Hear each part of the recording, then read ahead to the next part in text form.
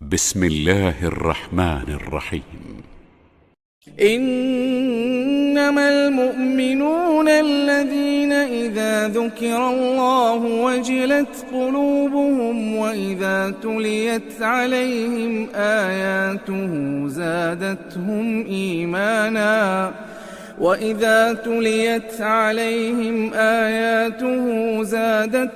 إيمانا وعلى ربهم يتوكلون. Assalamualaikum warahmatullahi wabarakatuh.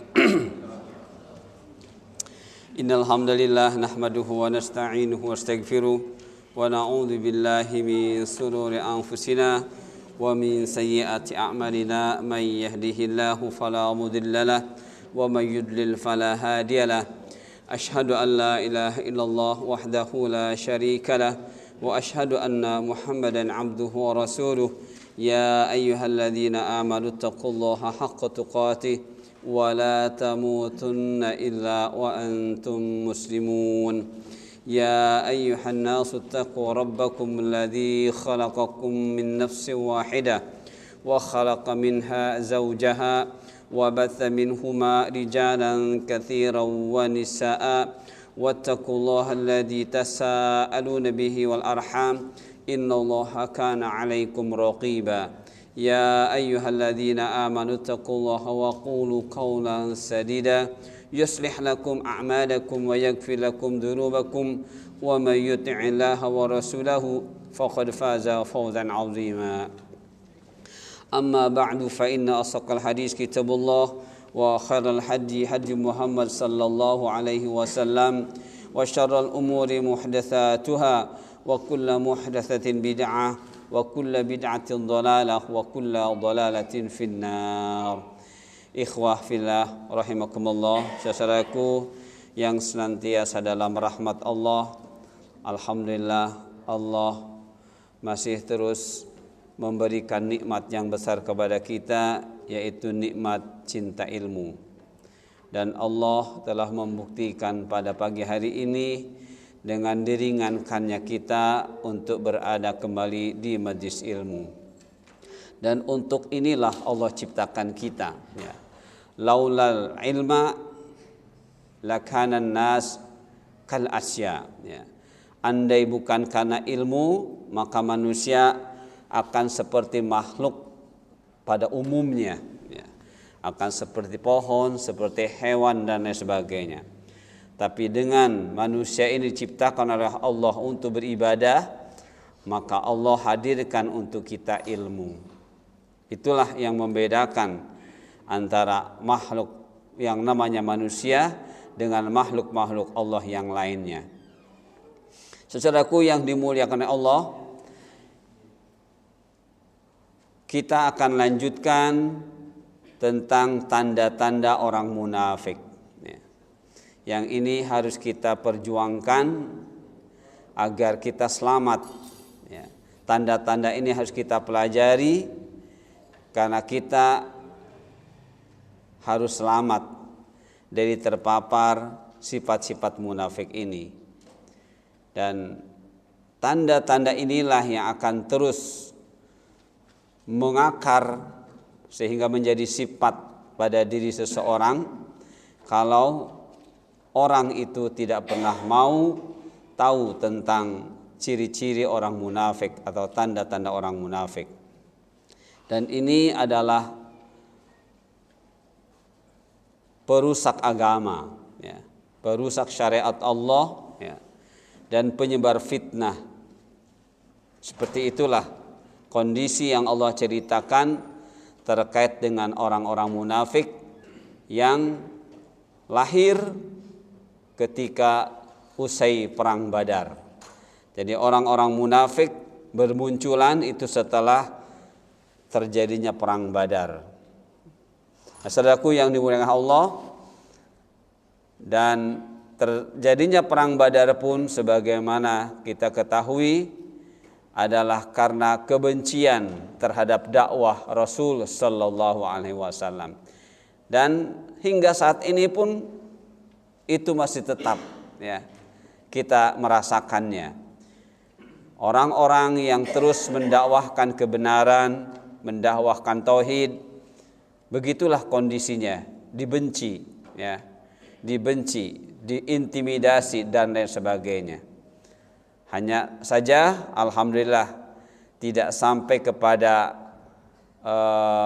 bentuk peperangan, ya, fisik sebagaimana terjadi di masa Rasulullah sallallahu alaihi wasallam. Saudaraku yang dimuliakan Allah, baiklah kita mulai saja yang keenam dari tanda-tanda orang munafik. 5 sebelumnya alhamdulillah sudah kita ketahui. Pertama, orang munafik itu tanda-tandanya cinta dunia, ya, dan karahiyatul maut, ya, benci kematian, ya, tidak ingat akhirat, seperti itu. Kemudian jika berkata dusta, jika berjanji tidak ditepati. Kemudian jika diberi amanat, itu tidak dijalankannya amanat tersebut dengan benar, alias khona, ya, alias mengkhianati, berkhianat. Dan yang kelima adalah ketika sudah tahu itu kebenaran, diingkarinya, arafa wa angkara. Itulah 5 yang sudah kita bahas, ya. Sekarang yang keenam adalah pura-pura baik padahal di dalam hatinya keburukan. Ini pertama kita bisa melihatnya dari surah Al-Baqarah ayat 204. Allah berfirman, a'udzubillahi minasyaitonir rajim, wa minan nasi man yu'jibuka qawluhu fil hayatid dunya wa yushhidullaha ala ma fi qalbihi wa huwa aladdul khisam. Dan di antara manusia ada yang ucapannya tentang kehidupan dunia menakjubkan hatimu, ya, dan bahkan dipersaksikannya kepada Allah apa yang ada dalam hatinya, padahal ia adalah penentang yang paling keras. Itulah keburukannya orang-orang munafik. Berani bersumpah, ya, berani bersumpah, Allah menyaksikan hatinya, sampai seperti itu orang munafik, ya. Padahal apa yang ada dalam hati dengan yang ada di luar hati yakhtalif, ya, berseberangan. Tapi mereka, ya, Allah ceritakan begitu beraninya orang munafik. Dengan demikian orang munafik tidak merasa dilihat oleh Allah, ya, tidak merasa diperhatikan oleh Allah, ya. Tidak ada di dalam diri orang munafik itu muraqabah, merasa diawasi, tidak ada, ya. Padahal setiap detik dalam kondisi apapun kita ini tidak lepas dari muraqabatullah, ya, pengawasan Allah. Nah, orang munafik tidak ada seperti itu, ya. Hingga ayat ini menyatakan begitu, ya.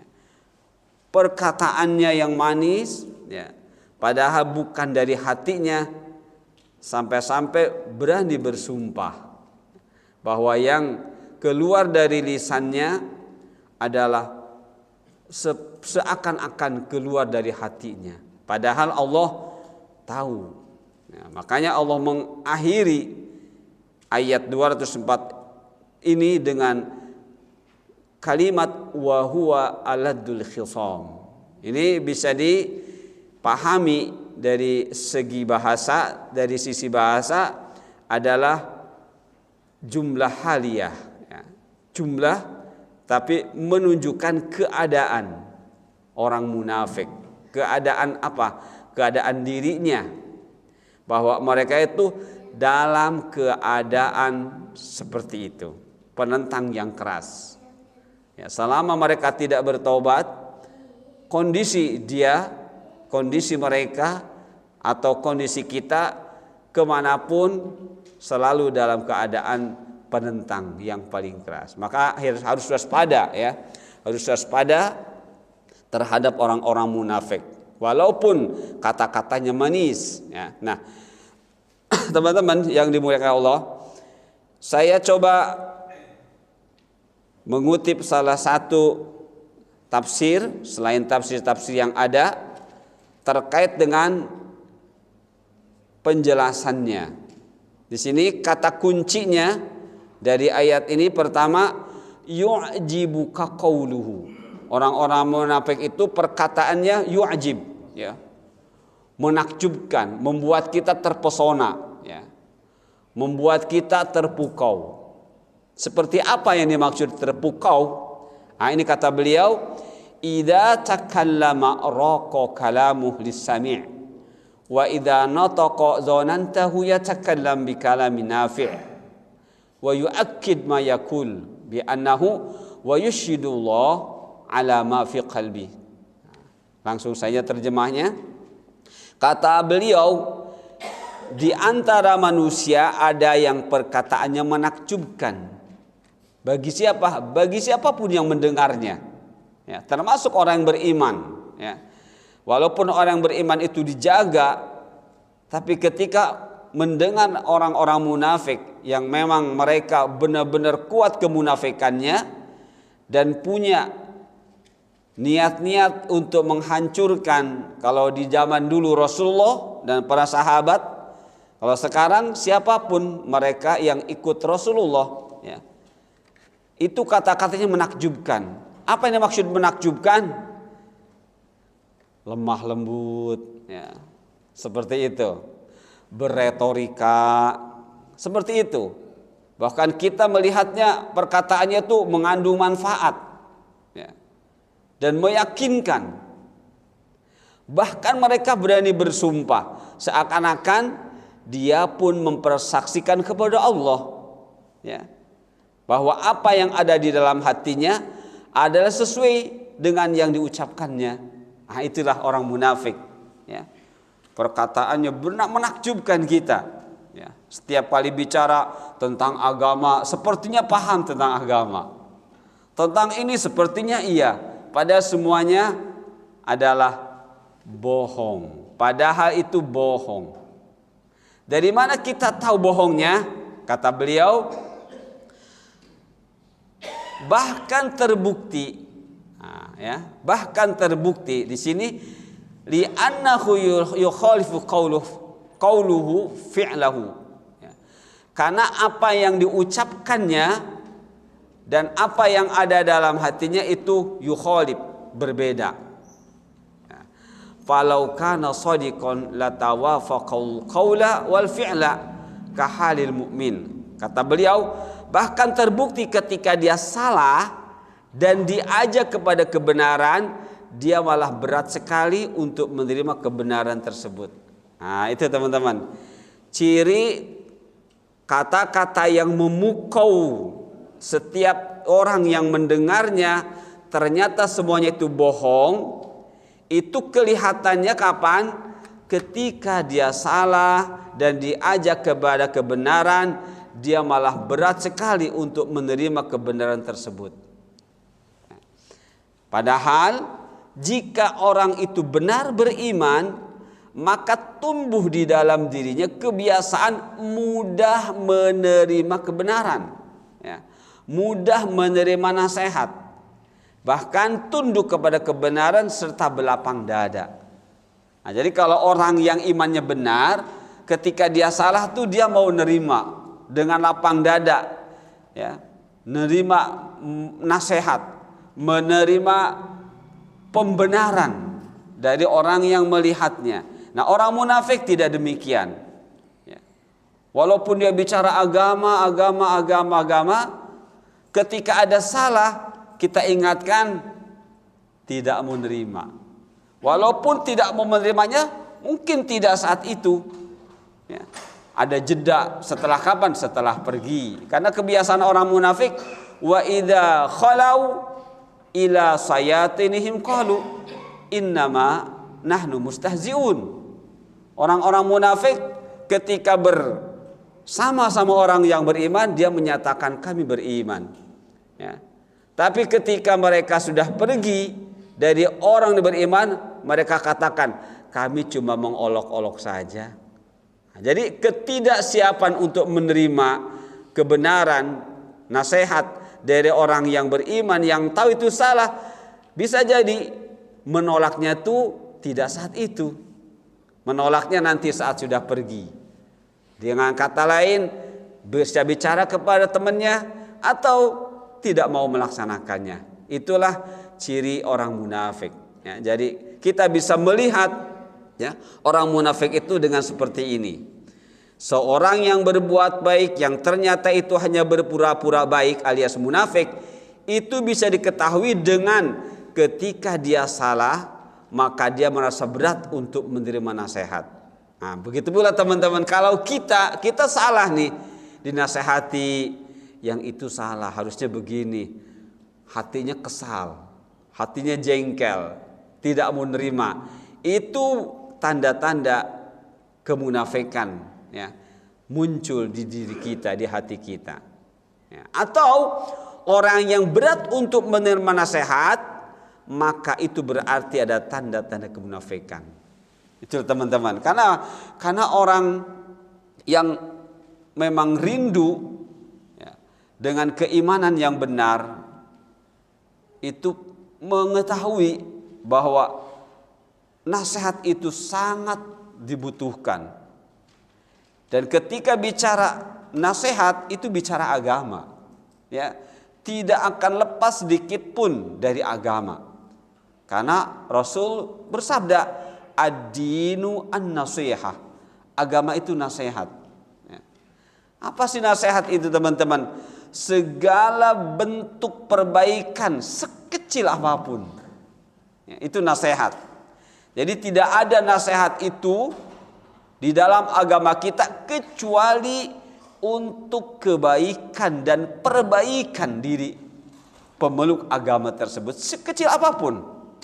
Sekecil apapun itu nasihat. Jadi kalau orang dinasehati dan dia menolak, dia tidak paham hakikat agama, dan dia berarti adalah orang yang saat itu terpapar kemunafikan. Wal'iyadzubillah. Jadi inilah pentingnya teman-teman nasihat. Ya. Semua umat Islam yang ingin keimanannya diakui oleh Allah, Allah sudah sediakan ad-dinu an-nasihah. Agama itu adalah nasihat. Limannya Rasulullah, bagi siapa, untuk siapa, menurut siapa? Lillahi ya. Wali kitabihi, wali rasulihi, wali a'immatil mu'minin, wal mu'minina ammah. Jadi agama yang isinya nasihat semuanya itu bagi Allah. Bagaimana Allah dinasehati? Allah tidak akan pernah dinasehati. Tapi maksudnya kita disuruh mendengar apa yang Allah firmankan. Jadi ketika an-nasihah itu lillah, bagi Allah, maksudnya kita ini yang harus mau mendengar firman-firman Allah. Ya. Mau mentauhidkan Allah, mau beribadah kepada Allah dengan benar. Ketika nasihat itu bagi kitab Allah, kita disuruh memahami ayat-ayat Allah sampai kita bisa beramal dengan ayat-ayat itu dengan benar. Nasihat bagi Rasul, kita harus mengenali Rasul, ya, mengenali hadis-hadis Rasul sampai kita bisa beribadah, ya, dengan mencontoh Rasul SAW. Nasihat bagi umat yang beriman, muslimin, mukminin, ini tadi watawassaw bihaq watawassaw bisabr. Nasihat bagi a'immah, kita harus tunduk, ya, kita harus taat selama apa yang disampaikan oleh pemimpin-pemimpin kita tidak bertentangan, kita ikuti. Ketika bertentangan, tidak harus kita melakukan hal-hal yang hal yang menjadikan pemberontakan. Tidak boleh sampai menimbulkan hal-hal yang terkesan memberontak. Nah, itu diantara makna nasihat yang ada dalam hadis tersebut. Nah, jadi orang yang berat untuk menerima nasihat, maka itu berarti ada tanda-tanda kemunafikan. Ya, kalau sudah ada tanda-tanda kemunafikan, berarti sudah keluar dari apa yang Allah inginkan terkait dengan syariatnya. Ya. Syariat Allah jadikan buat kita sebagai sunan, sebagai jalan hidup. Ya. Sebagai jalan hidup maudhu'ah yang ditetapkan buat kita. Nah, ketika kita tidak mengikuti syariat Islam, syariat Allah, itu pasti seperti ini. Ya, jadi seorang yang berbuat baik ternyata itu hanya berpura-pura baik alias munafik, bisa diketahui dengan ketika dia salah maka dia merasa berat untuk menerima nasihat Allah. Kata siapa? Kata mufassir. Di antaranya Asy-Syaikh Asy-Sa'di, Abdurrahman As-Sa'di. Beliau mengatakan seperti itu, ya. Nah, kemudian seorang yang berbuat baik dan tulus, berarti dia mukmin, itu pun bisa diketahui dengan apa? Dengan seperti apa? Ketika dia salah, maka dia pun sangat berlapang dada dalam menerima nasihat. Ya. Jadi inilah kondisi orang beriman. Dia selalu merindukan perbaikan sekecil apapun. Ya. Dia merindukan kebaikan sekecil apapun. Sebagaimana kemarin kita sudah sama-sama mendengar teman-teman, haqiqatus safahi. Ya. Safah adalah kebodohan yang menyebabkan kita munafik. Ya. Safah, orangnya safih atau safih, itu adalah kebodohan yang menyebabkan kita terpapar sifat munafik dan akhirnya kita menjadi orang munafik. Jadi hakikatus safah adalah jahlul insan bimasalihi nafsih was-sa'yu fima yudirruha aw yadurruha. Hakikat kebodohan, ya, kalau kita ingin tahu, ya, jangan sampai kita terpapar dengan kebodohan yang di dalam bahasa Arab disebut dengan safih atau safih, ya, adalah ketidaktahuannya atau tidak mau tahu hal-hal yang maslahat buat dirinya. Ya. Baik maslahat agama, terlebih lagi masalah akhirat. Wasa'yu fima yudiruhu, bahkan yang ada dia terus berjuang mempertahankan segala hal yang mencelakai dirinya. Misalnya contoh, dia beribadah salah, diingatkan tidak mau, tapi dia berusaha terus melakukan yang salah itu. Itu namanya safih, jamaknya sufaha, ya. Jamaknya sufaha. Orang yang safih pasti jahil, tapi orang yang jahil belum tentu safih. Ketika kita belum kenal, tidak tahu hadisnya apa, dan kita mau tahu, itu namanya jahil. Tapi kalau safih, sudah jelas diberitahu itu salah, nggak mau terima. Ini yang benar, ditolaknya. Nah, jadi hakikat kebodohan adalah tidak mau mengenal kemaslahatan atau tidak mau tahu hal-hal yang baik buat dirinya di dunia dan di akhirat. Wal'idzubillah. Itulah orang-orang munafik, ya. Jadi secara umum, ya, kita sudah bisa menetapkan begitulah orang munafik, ya. Begitulah orang munafik, sulit dinasehati, ya. Sulit dinasehati. Nah, teman-teman yang dimuliakan Allah, di dalam surah An-Nur ayat 22, ya. Ini kesimpulannya juga. Orang yang mudah menerima nasihat adalah orang yang selalu mengharap ampunan Allah. Itulah teman-teman, ya. Jadi orang yang selalu mengharap ampunan Allah, dialah orang yang rindu dengan nasihat-nasihat sekecil apapun, ya. Tapi orang yang tidak mau dinasehati, sulit menerima nasihat, ya, dia gengsi menerima nasihat, mentang-mentang mungkin dari usianya yang lebih rendah, ya, atau mungkin dari sisi keilmuan yang menurut dia masih kurang. Ketika nasihat itu sampai kepada dirinya, dia menolaknya dengan penuh rasa gengsi, berarti orang itu tidak mengharap ampunan Allah. Ya, padahal dalam kehidupan di dunia ini ujian dan ujian. Dan Allah akan terus memberikan ujian dari jalan dan dari cara yang tidak pernah kita duga. Sebagaimana Allah memberikan rahmatnya kepada yang bertakwa, ya.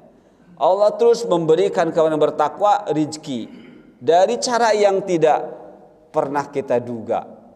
Ya, Allah memberikan kemudahan-kemudahan kepada yang bertakwa juga demikian, dengan cara dan dari jalan yang tidak pernah kita duga-duga. Nah, begitu juga ujian ampunan Allah, ya. Tidak selalu harus melalui sholat, tidak selalu harus melalui ini, kemungkinan juga melalui orang-orang yang kita anggap kecil buat diri kita, ya. Ternyata dari sanalah Allah memberikan ampunan. Kapan? Dengan diberi nasihat. Makanya orang yang mudah menerima nasihat adalah orang yang selalu mengharap ampunan Allah, ya. Mengharap ampunan Allah itu tidak cukup hanya dengan permohonan lisan, ya. Orang-orang munafik sepertinya memohon ampun kepada Allah. Ya Allah, ampuni dosa kami, ampuni dosa kami. Tapi mereka tidak tahu apa itu dosa, ya. Tidak tahu apa itu dosa. Ciri orang itu berdosa mereka tidak tahu. Apa buktinya? Mereka cuma asik memohon dengan lisannya. Tapi pada kenyataannya, ya, badan-badan mereka tidak pernah melakukan amal-amal yang menyebabkan mereka diampuni dosa. Misalnya, ya Allah ampuni dosa kami, tapi ketika sholat enggak memperhatikan sholat yang benar seperti apa. Ya Allah ampuni dosa kami, ketika bersodakoh tidak tahu sodakoh yang seperti apa yang benar, ya. Jadi inilah orang yang tidak mengharap rahmat Allah. Jadi mengharap rahmat Allah, mengharap ampunan Allah tidak cukup hanya dengan permohonan lisan alias doa, tapi harus dibarengi dengan memperbaiki amal-amal agama alias ibadah, ya. Teman-teman bisa ngecek nanti dalam surah An-Nur ayat 22. Nah, baik.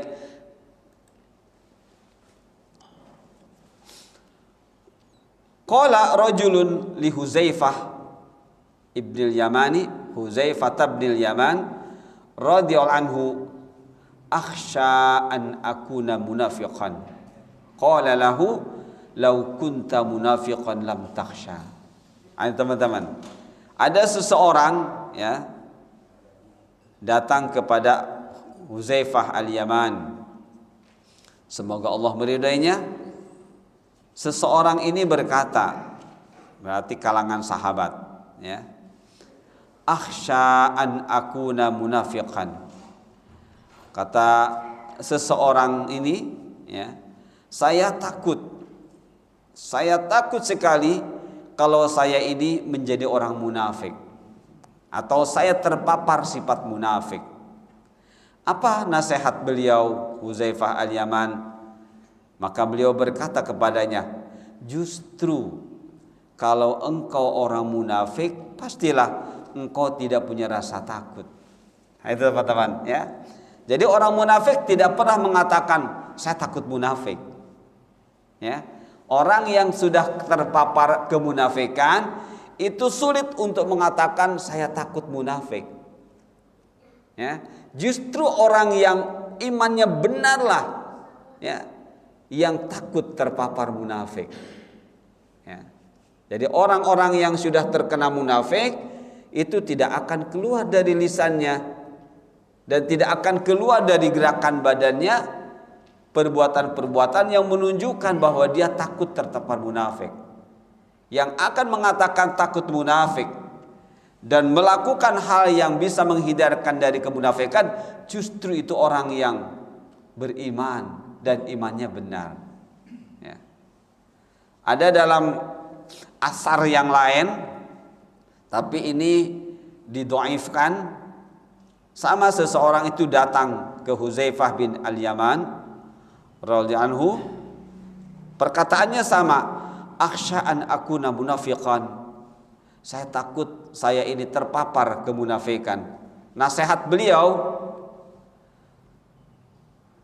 tusalli tusalli idza khalauta wastaghfir idza aznabta. Nasihat beliau, salatlah saat engkau sendiri, alias sempatkan salat kalau engkau sendiri, ya. Entah salat zuhur atau salat tatawwu yang lain, ya.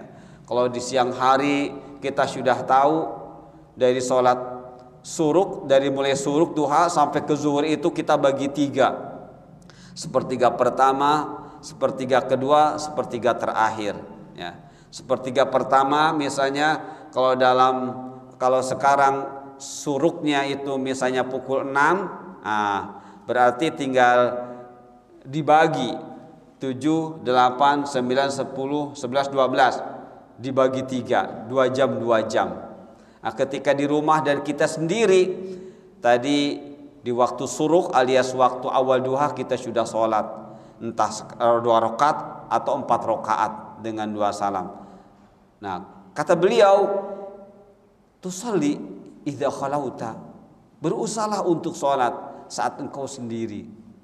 Nah, ketika sudah masuk pukul 9, wah ini kayaknya sudah sepertiga kedua nih dari waktu duha, kita ambil air wudhu, ya. Sholat zuhur ditambah, masih ada sholat duha yang belum kita selesaikan. Kalau kita biasa sholat duha 8 rakaat, kita bagi-bagi dengan waktu sepertiga tadi. Nah, kita sempatkan sholat. Setelah itu yang lainnya. Nasihat beliau seperti itu. Tapi athar ini ada yang mendhaifkannya, ya, ada yang mendhaifkannya. Namun kita tidak walau kita tidak berdasarkan pada hadis tersebut, tapi kalau kita tahu waktu-waktu yang bagus untuk melakukan sholat duha, ya kita lakukan, ya. Karena kalau sholat duha di sepertiga kedua itu diantara pahalanya adalah Allah mengelompokkan orang tersebut ke awabin atau tawabin, orang-orang yang selalu bertobat kepada Allah. Nah, jadi seperti itulah teman-teman, ya. Jadi kita diperintahkan oleh agama sebenarnya untuk mengisi waktu-waktu kita dengan banyak sholat, ya. Kemudian istighfar idza aznabta, kalau engkau merasa berdosa, jatuh kepada kesalahan, segera beristighfar, seperti itu. Dan banyak manfaat dari istighfar, ya. Di samping memang kita adalah mengharap ampunan Allah, juga membuka pintu-pintu rezeki, ya. Pintu-pintu rezeki, baik rezeki berupa harta benda ataupun rezeki-rezeki yang lainnya, ya. Baik berupa ilmu atau yang lainnya. Nah, teman-teman, ya. Jadi kata Huzaifah Al-Yamani, justru lau kunta munafiqan lam takhsha. Kalau engkau memang orang munafik, engkau tidak pernah akan mengatakan seperti itu. Karena apa? Karena engkau tidak punya rasa takut, ya. Kalau engkau orang munafik, tapi ternyata engkau bukan orang munafik, maka engkau akan mengatakan seperti itu. Jadi selalulah teman-teman kita seperti apa yang ada dalam asar ini, ya. Saya takut jadi orang munafik. Walau kita bicara sendiri, ya. Dengan apa? Dengan dibuktikan beramal yang benar. Karena orang munafik itu tidak beramal kecuali amal yang salah, ya. Orang munafik tidak akan beramal kecuali amal yang salah. Seperti itu. Kata Abi Darda, ya, berkata, ista'idzu billah min khusyu'in nifaq, ya. Berlindunglah kepada Allah dari khusyuk nifaq. Qila lahu wa ma khusyu'un nifaq, ya. Abu Darda ditanya oleh sahabat, apa itu khusyuk nifaq? Qala, Abu Darda menjawab, antara al-jasada khashi'an wal qalbu laisa bi khashi'in, ya. Engkau melihat fisiknya khusyuk padahal hatinya tidak. Masih ingat teman-teman apa itu khusyuk? Khusyuk adalah al-khauf ad-daim fil qalbi. Khusyuk adalah rasa takut yang kuat, ya, dan daim dan terus menerus. Al khusyuk al qawiyyu wad daim fil qalbi. Rasa takut yang kuat dan terus menerus di dalam hati, itulah khusyuk. Itu dalam hati. Nah, bukti rasa takut yang kuat dan terus menerus di dalam hati ini dilahirkan dengan amal yang benar. Ya. Sekali lagi, khusyuk adalah kata para ulama al khaufu al qawiyyu wad daim fil qalbi. Khusyuk adalah rasa takut yang kuat dan terus menerus di dalam hati, dan dibuktikan dengan lahiriah, dibuktikan dengan sholat yang benar, dibuktikan dengan berkataan yang Allah ridho, dibuktikan dengan pandangan-pandangan mata yang lepas dari yang haram, dibuktikan dengan telinga, mana yang boleh saya dengar, mana yang jangan, dibuktikan dengan kaki, tidak mau berjalan kecuali ke tempat yang Allah ridhoi, tidak mau tangan ini melakukan perbuatan kecuali Allah ridhoi. Itulah khusyuk. Ya, itulah khusyuk. Kalau katanya khusyuk, ya, tapi tidak lahir dari hati, pasti tidak akan benar. Khusyuknya tidak akan benar. Ya, bawa tasbih kemana-mana, berzikir, sepertinya khusyuk. Inilah, ya, khusyuk jasad. Jadi kata Abu Darda itu namanya antara jasada khasian wal qalbu laysa bi khasin. Engkau melihat lahirnya khusyuk, ya, tasbihnya muter terus atau apa saja, ya, yang menunjukkan itu amal-amal yang soleh, tapi ternyata bukan lahir dari hati, ya, bukan lahir dari hati. Kenapa? Yang dibuktikannya bukan amal-amal yang benar, ya, bukan amal-amal yang benar, tapi amal-amal yang bertentangan. Karena hati itu ketika khusyuk sudah penuh dengan ilmu. Yang dimaksudkan hati ketika sudah khusyuk, maksudnya selalu terisi dengan ilmu yang benar. Ya. Jadi al-khauf ad-daim qawi itu maksudnya hatinya sudah terisi dengan ilmu. Tinggal menunggu waktu dan menunggu kesempatan, sudah tempat untuk mempraktekannya. Itulah hakikat khusyuk. Ya, jadi sekali lagi kata Abi Darda, ista'idzu billah min khusyu'in nifaq. Qila lahu wa ma khusyu'un nifaq? Qala antara al-jasada khashi'an wal qalbu laysa bi khashi'in. Dari Abu Darda yang berkata, berlindunglah kepada Allah dari khusyuk nifak. Beliau ditanya, apa itu khusyuk nifak? Beliau menjawab, yaitu engkau melihat fisiknya khusyuk padahal hatinya tidak. Wal'iyadzubillah. Lihat surah Al-Baqarah ayat 11 dan 12.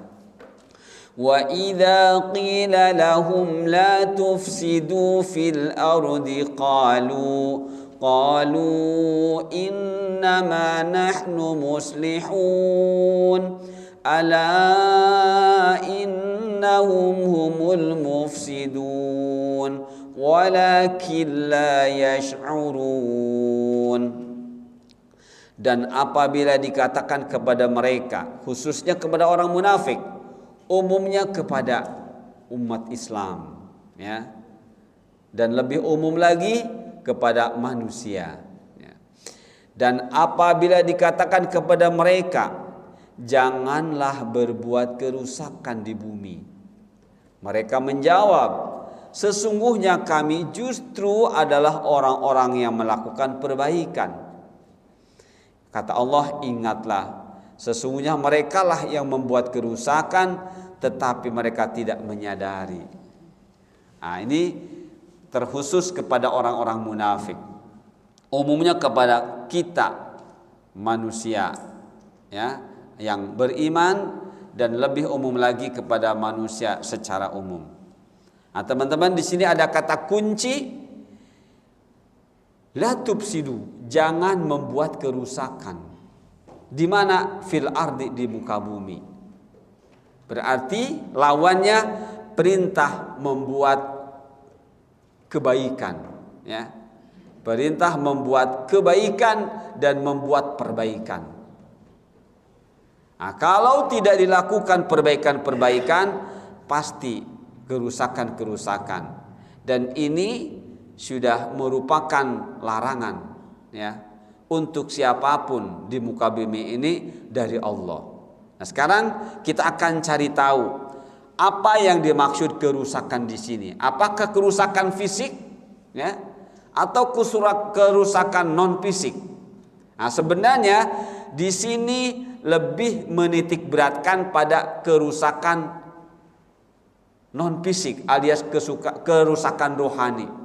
Karena dengan kerusakan rohani itu akan berdampak atau akan berakibat buruk kepada fisik. Nah, teman-teman, ini sudah saya siapkan, ya, dari beberapa tafsir. Mungkin ini kesimpulan, ya, tentang kerusakan. Yang dimaksud kerusakan di muka bumi yang Allah larang, ya, siapapun untuk melakukannya adalah minimalnya 3. Nah, kalau dalam bahasa Arabnya, awwaluha izharu ma'siyatillahi ta'ala innama kana ifsadan fil ardi li'anna syara'i'i sunanun mawdu'atun bainal ibad fa idza tamassakal khalqu biha zalal udwan walazima kullu ahadin sya'ni fahaqanat ad-dima wa sakanat il-fitan wa kana fihi salahul ardi wa salahu ahliha amma idza taraku at-tamassuka bisyara'i'i wa aqdama kullu ahadin ala ma yahwahu lazimal haraj wal maraj wal ittirab.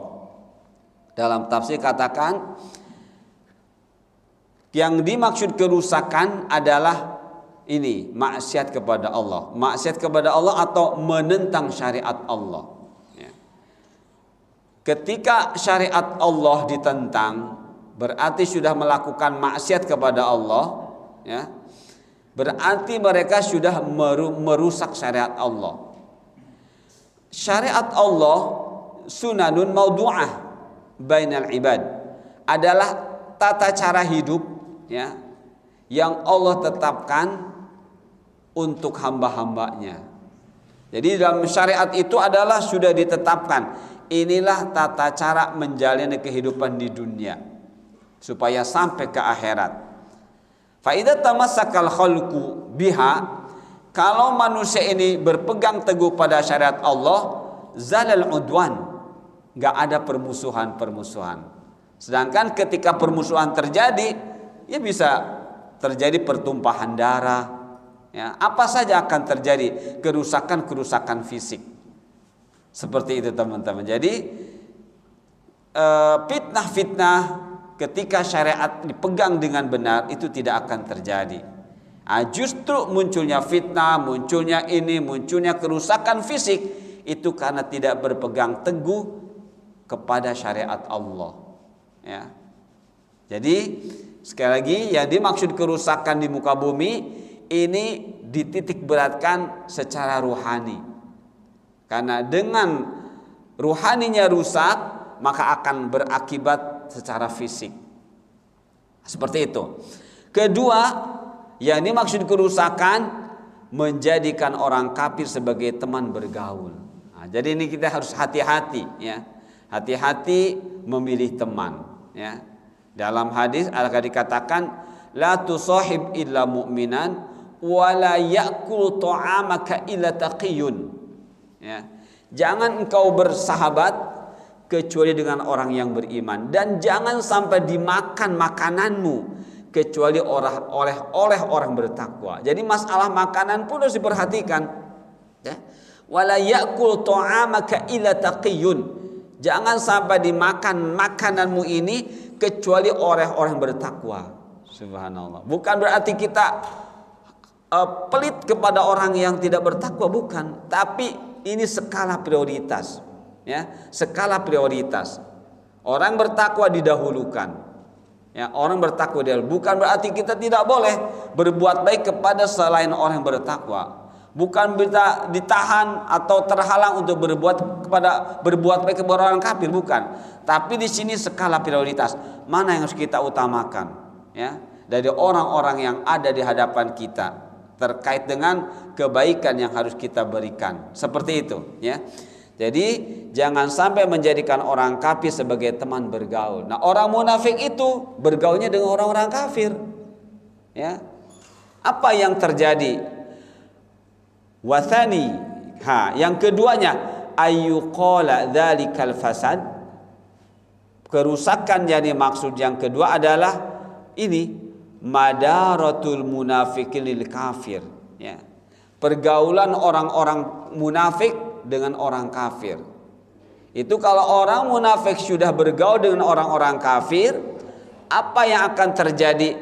Li'annahum lama malu ilal kufr ma'a annahum fi zahir mu'minun aw hamadzalika du'far rasul sallallahu alaihi wasallam wa du'fa ansari fa kana dzalika yajri al kafara ala izhari adawah ar rasul wa ila akhir. Jadi kalau orang munafik sudah bergabung dengan orang kafir, itu yang akan terjadi, orang munafik mencari-cari kelemahan Rasul dan para sahabat, disampaikannya kepada orang-orang kafir. Seperti itu, ya, wal iyadzubillah. Kenapa? Karena orang munafik tidak tadi sifatnya, secara zahir dia beriman, tapi secara secara batin dia kufur. Maka berbahaya, ya. Jadi peran orang munafik terhadap orang kafir itu sangat bahaya sekali. Makanya hati-hati kita berteman. Jangan berteman kecuali orang beriman. Yang dimaksud adalah imannya bagus, imannya kuat. Ya seperti doa Nabi Ibrahim, Rabbi habli hukman wa alhiqni bis salihin. Allah abadikan doa Nabi Ibrahim. Rabbi habli hukman, wahai Allah, habli hukman, berikan terus kepada saya ilmu. Wa alhiqni bis salihin, dan terus pertemukan saya ini bersama atau dengan hamba-hamba yang saleh, dimanapun yang bisa memberi nasihat, yang bisa menerima nasihat, itulah hamba-hamba yang saleh, ya. Nah, jadi kerusakan yang kedua adalah jangan bergaul dengan orang-orang kafir, ya. Seperti itu. Kemudian kerusakan yang ketiga dimaksudkan adalah menyebar syubhat. Dengan menyebar syubhat secara tidak langsung menghalangi orang untuk taat kepada Allah.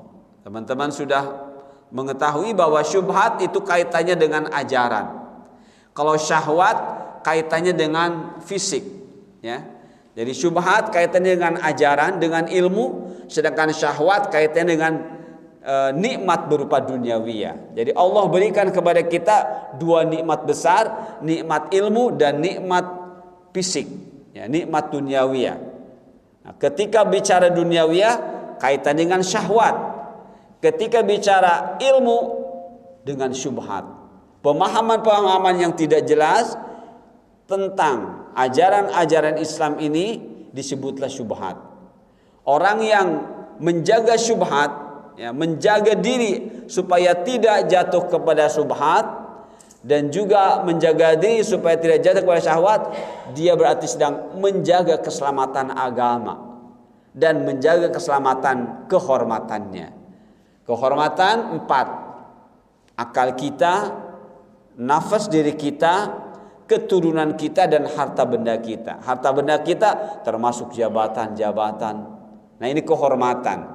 Jadi orang yang menjaga diri dari jatuh kepada syubhat, dia sedang menjaga maqasid syariah yang 5, menjaga agamanya, keselamatan agama, menjaga akalnya, ya, supaya tidak terkena ajaran yang salah, menjaga dirinya, menjaga keturunan, dan menjaga harta benda. Ayo teman-teman. Jadi hati-hati dengan subhat ya, yang sekarang ini masanya banyak kita terima, banyak kita dengar ya.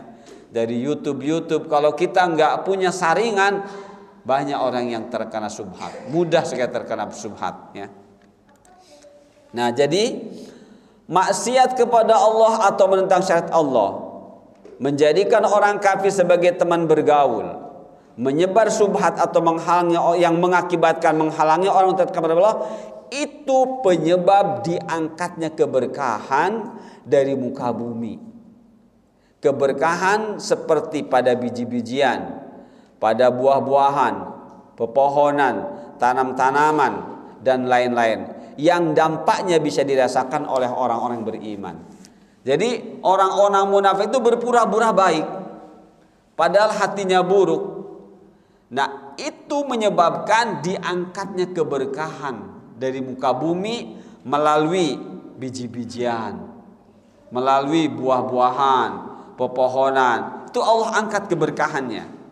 Dulu ya, mungkin kita ketika makan buah anggur kayaknya asing banget. Ya, asing banget. Atau buah apel asing banget. Tapi sekarang teman-teman, ya, apel ada di depan, kita kayaknya biasa-biasa aja. Atau bahkan orang miskin ingin sekali apel, gak bisa merasakannya karena mungkin harganya mahal dan sebagainya. Nah, itu tandanya keberkahan berkurang. Dulu mungkin kita makan ayam tuh subhanallah, ya, itu makanan spesial. Sekarang ayam di mana-mana. Ayam di mana-mana. Bahkan saya mohon maaf teman-teman, di rumah itu tidak henti-hentinya makanan. Saya suka bingung. Ini kemanain makanan? Banyak terus di rumah itu. Entah ayam, entah apa. Subhanallah, akhirnya ya udah ke tetangga-tetangga kan tambah lagi.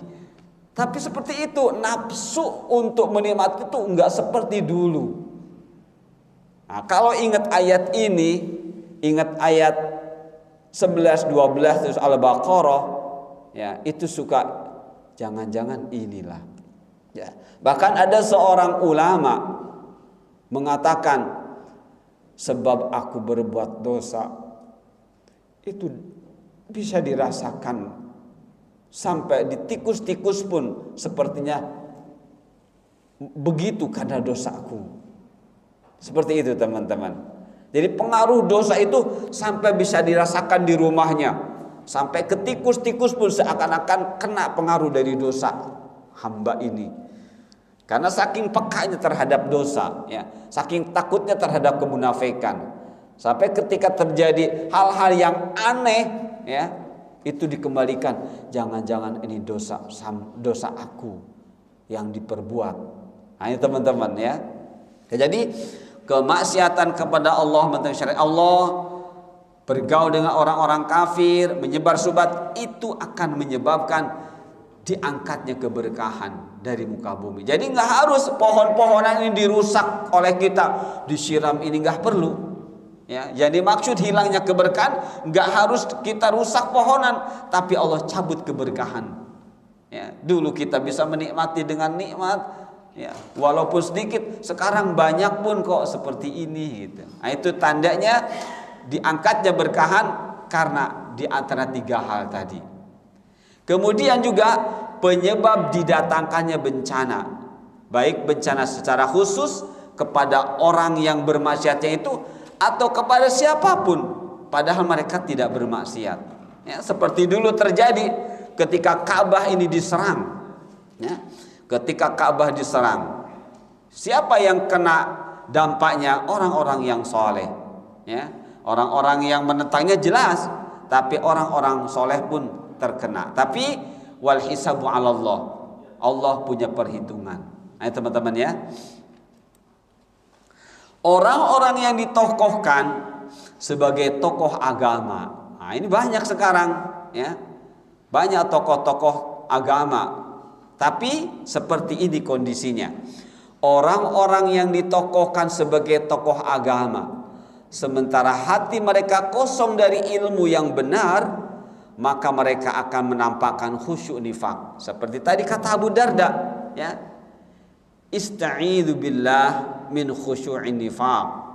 Berlindunglah kepada Allah dari khusyuk nifaq. Nah, ini orang-orang yang ditokohkan sebagai tokoh agama, sementara hati mereka kosong dari ilmu yang benar, maka mereka akan menampakkan khusyuk nifaq. Ya. Yang kemudian diikuti oleh para pengikutnya yang sama-sama hati mereka kosong dari ilmu. Akhirnya menjadi penyebab dicabutnya keberkahan. Sekarang sudah banyak sekali, ya, pengikut salah seorang tokoh yang kita tahu kadar keilmuannya jauh sekali, tapi bagaimana pengikutnya banyak sekali. Dan ternyata itu penyebab dicabutnya keberkahan dari muka bumi. Ya, seperti itu teman-teman, ya. Jadi tidak aneh kalau walaupun makanan melimpah ruah, tapi kita merasakan tidak seperti dulu waktu kita kecil, ya. Nah, sekarang ini banyak fitnah, ya, banyak orang-orang yang jatuh kepada kemunafikan, dan ternyata itulah penyebab dicabutnya keberkahan oleh Allah. Orang-orang yang berpura-pura saleh tidak akan melahirkan amal-amal saleh, melainkan amal-amal yang buruk yang merusak syariat Allah.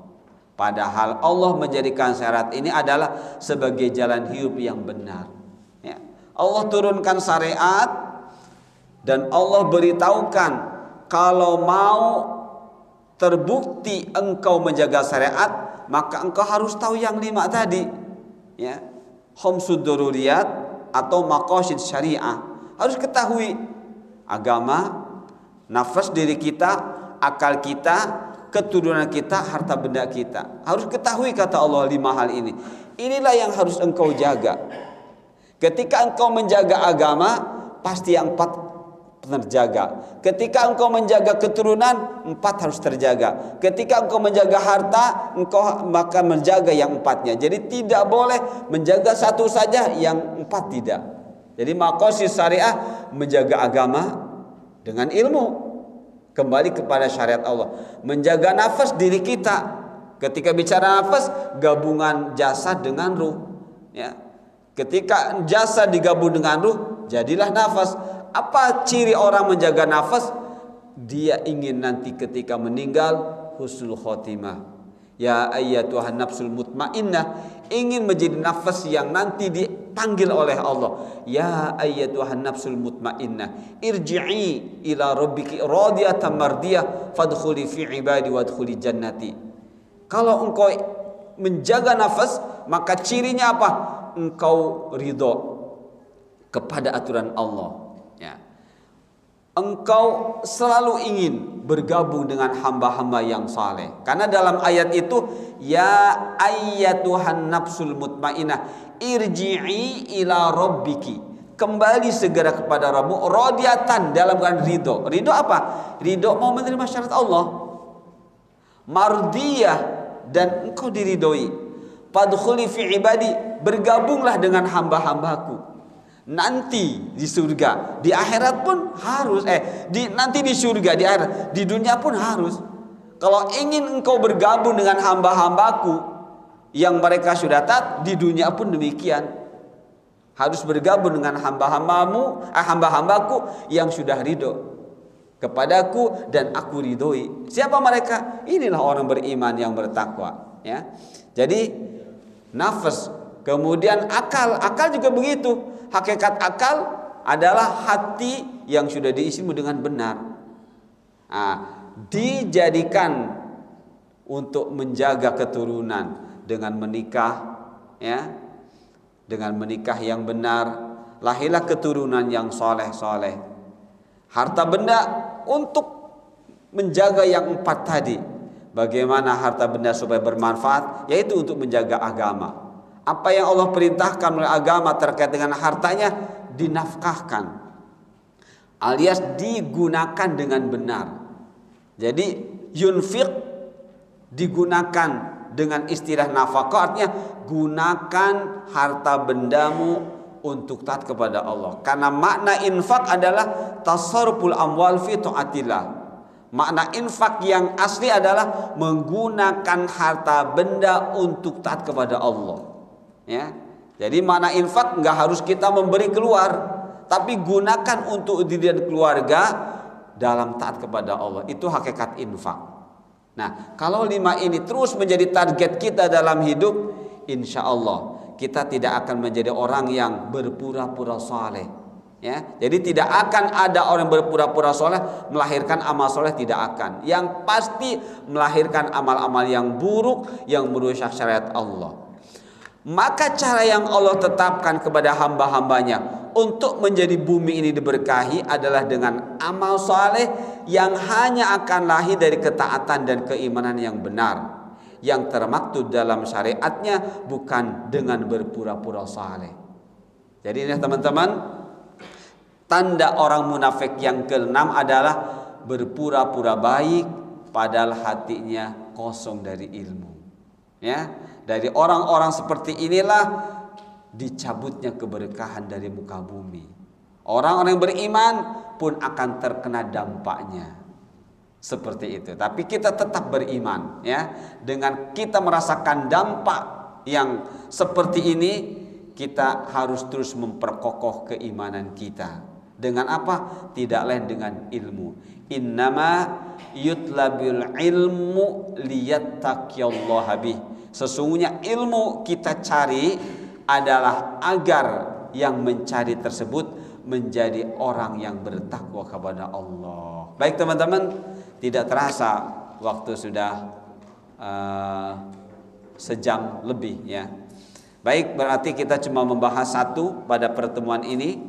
Insya Allah pada pertemuan berikutnya kita akan membahas 3 sifat orang munafik atau tanda orang munafik, yaitu ingkar janji, berat berinfak, dan berat berbuat baik. Kita nanti akan membahas, kita mulai dari ayat dari surah At-Taubah ayat 75, 76 dan 77. Nah, dari ayat ini ada 3 ya tanda-tanda orang munafik. Wallahu a'lam. Itu saja teman-teman yang dimuliakan Allah. Insyaallah kita lanjutkan pada pertemuan berikutnya biiznillah. Kita tutup dengan subhanakallahumma bihamdika asyhadu an la ilaha illa anta astaghfiruka wa atubu ilaik. Wassalamualaikum warahmatullahi wabarakatuh.